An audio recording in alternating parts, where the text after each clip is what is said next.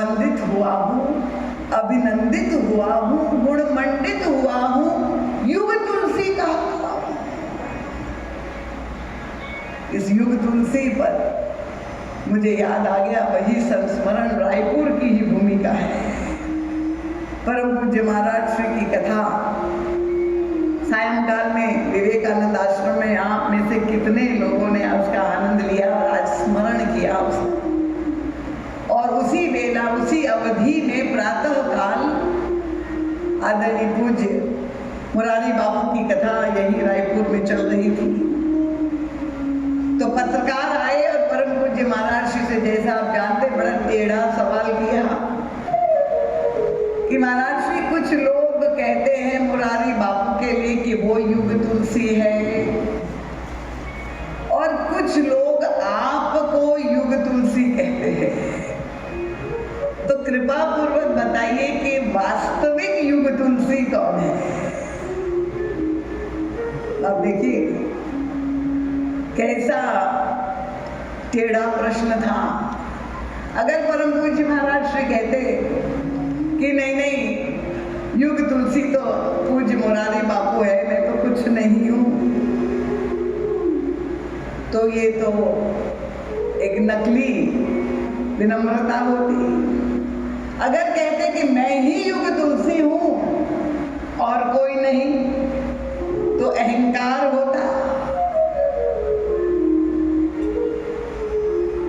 पर ना तो मिथ्या अभिमान और ना तो मिथ्या विनम्रता। परम पूज्य महाराज श्री ने कहा, देखो भाई, आज से 450 वर्ष पहले, 500 वर्ष पहले पूज्यपाद गोस्वामी तुलसीदास जी ने अवतार लिया और अवतरित होकर के श्री रामचरितमानस की रचना की। और आज वही गोस्वामी तुलसीदास जी की मानस तुलसीदासों की रचना कर रही है। सब तुलसीदास है, सब युग तुलसी है, मैं अकेला युग तुलसी। तो जिसका चिंतन इतना व्यापक हो, हर व्यक्ति तुलसी के रूप में दिखे। परम पूज्य महाराज श्री ने एक कविता भी लिखी है। वो अंत में जो वो पंक्ति में सुना रही थी, सत्य कहता हूँ तो विनम्र कहलाता हूँ, मंडित हुआ हूँ, अभिनंदित हुआ हूँ, गुणमंडित हुआ हूँ, युग तुलसी कहता हूँ। किंतु अब देखिए, ये स्वीकार कर रहे हैं कि इतना अभिनंदन, इतना सम्मान, इतनी कीर्ति समाज में है, और प्रभु से जो वार्तालाप है हृदय से, यहीं पर व्यक्ति का व्यक्तित्व का दर्शन होता है। किंतु राम किंकर बनाओ कृपा निदान, नाम की बचाओ लाज विरद सुनाता। क्योंकि राम किंकर नाम तो आपने दे दिया, पर वास्तविक राम किंकर मुझे आप बना दीजिए। ये जो अपने अंदर अहंकार शून्यता, लेश मात्र अभिमान, 60 वर्ष तक निरंतर जिस विभूति के सामने 365 दिन 18 वर्ष की आयु से, जब से इस बिलासपुर की भूमि में एक गोमुख बनकर कर सुरसरी प्रकट हुई कि 2002 में जब लीला संवरण किया परम पूज्य गुरुदेव ने, निरंतर 365 दिन जिसके सामने मंच और माइक रहा हो, और ऑन रिकॉर्ड है ये सारे प्रवचन। आप कहते हैं YouTube में सुन रहे हैं, विभिन्न रूप में आप लोग श्रवण कर रहे हैं। कभी भी परम पूज्य महाराज श्री के मुख से मैं शब्द नहीं निकला कि ये मेरा चिंतन है, ये मेरे विचार है, ये मेरा जन दर्शन है, ये अभिनव दृष्टि मैंने समाज को दी, अध्यात्म को प्रदान की। ये जो परम पूज्य महाराज श्री की व्यक्तित्व का दर्शन हमें एक बहुत बड़ी प्रेरणा देता है। क्योंकि हम जानते हैं, गोस्वामी जी ने मानस में लिख तो दिया, संस्कृति मूल शूल प्रद नाना सकल शोक दायक अभिमान, जीव धर्म अहिमिति अभिमान। जीव मात्र जब अपने को ससीम मानता है तो वो असीम का अंश होते हुए भी अपने आप को सीमाओं में बांध कर वो जीव अहंकार से बद्ध हो जाता है, मैं और मेरे माया से ग्रस्त हो जाता है। पर परम पूज्य महाराज श्री निरंतर प्रभु का गुणगान करते हुए कभी भी उनके, क्योंकि प्रभा मंडल का तो दर्शन सबने कहा किया है, बहुत निकट से परम पूज्य महाराज श्री के स्वभाव का, उनकी वात्सल्य का अनुभव मैंने किया है। कभी भी परम पूज्य महाराज श्री को मैंने रामचरितमानस पढ़ते नहीं देखा। जितने वर्ष मैंने उनकी चरणों में रहकर इस जन्म में इस शरीर से सेवा की, पूर्व जन्म की बात नहीं कह रही, और मानस तो छोड़ दीजिए, जब परम पूज्य महाराज श्री श्रीमद् भागवत पर टीका लिखवा रहे थे, शील सिंधु राघव माधुर्य मूर्ति माधव, जो ग्रंथ उपलब्ध है, मैंने ही लिखा है। जब परम पूज्य महाराज श्री बोलते जा रहे थे और हम लिखते जाते थे, कभी भी श्रीमद् भागवत भी खोल करके देखते हुए, रेफरेंस करते हुए भी मैंने नहीं देखा। सहज रूप से वह वाणी, कभी मैं सोचती थी, लोग कहते हैं ये तुलसी का अवतार है, यहाँ कई वक्ताओं ने भी कहा, तो मुझे लगता था कि क्या ये वेदव्यास का अवतार है जो भागवत पर टीका ऐसे लिखवा रहे हैं।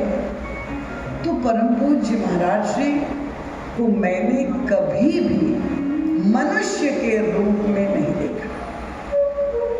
किसी मनुष्य के लिए संभव नहीं है।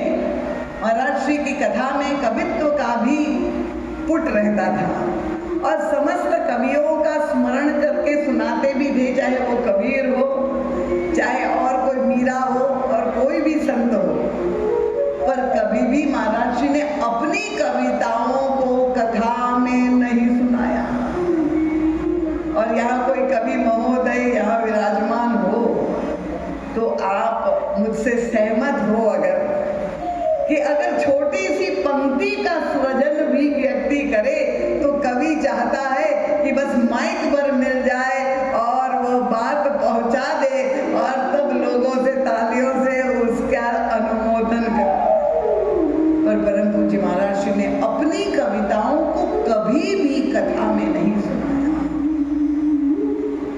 तो ये जो महाराज श्री की साधना काल में कविताएं, प्रभु के साथ जो संवाद थे, वो गोपनीय रखी। हमने प्रकट इसलिए कुछ अंश ही उसके किए सबके लिए, ताकि हम जान सके उस विराट विभूति जो हमारे बीच में लीला करने के लिए प्रकट हुआ और वो लीला कर करके शरीर से अंतर ध्यान हो गया। पर मैं आज यहाँ पर बैठकर यही अनुभव कर रही हूँ।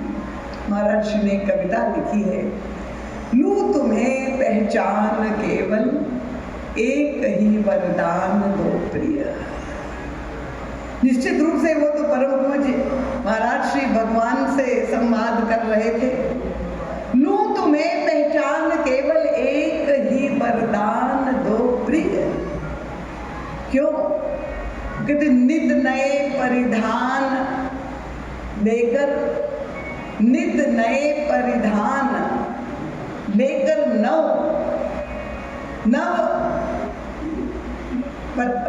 वेश बनाते, कभी दीपक राग में, कभी मेघ मल्हार गाते। तो राग के अवरोह में, आरोह में जो स्वर गूंजता है, भेद में भटकू नहीं, बस एक ही वरदान होते हैं। परम पूज्य महाराज श्री ने जिस मनस्थिति में ये कविता लिखी होगी, प्रभु की लीलाओं का दर्शन करते हुए नित नए परिधान लेकर नव नव बनाकर वेश आते, तो मैं यही आज मंच पर बैठकर जब आप सब लोगों को सुन रही थी, तो मुझे यही लग रहा था कि ये नए नए परिधान में हमारे गुरुदेव का ही दर्शन मुझे हो रहा है, और उनके हृदय से जो उद्गार निकाल रहे हैं वो मुझे आश्वस्त कर रहे हैं। क्योंकि मैंने अपने मंच से जब से 2002 से इस गद्दी पर, जो परम पूज्य महाराज श्री की कथा की गद्दी है, उस पर जब से आसीन हुई, मैंने अपने किसी भी आयोजक को, मंच संचालक को महाराज श्री के संदर्भ में ये शब्द प्रयोग करने का सख्त निषेध किया था कि वे ब्रह्मलीन है या साकेतवासी है या गोलोकवासी है, ये कभी प्रयोग नहीं करने दिया। और मैं कथा का श्री गणेश भी जब करती हूँ तो यही कहती कि उनकी प्रत्यक्ष उपस्थिति को अनुभव करते हुए ही उनका मैं प्रणाम करती हूँ। और मुझे हार्दिक प्रसन्नता हो रही है आज ये कहने पे कि जितने भी वक्ताओं को अवसर मिला अपनी वाणी को आपने धन्य किया, मुझे धन्य किया, पर किसी ने भी आज यहाँ परम पूज्य महाराज श्री के लिए भी इन शब्दों का प्रयोग नहीं किया। ये मेरी भावना को आपने इस तरह से पुष्ट किया, मुझे लगता है कि परम पूज्य महाराज श्री ही आपके हृदय में विराजमान होकर के यही बात बोलवा रहे।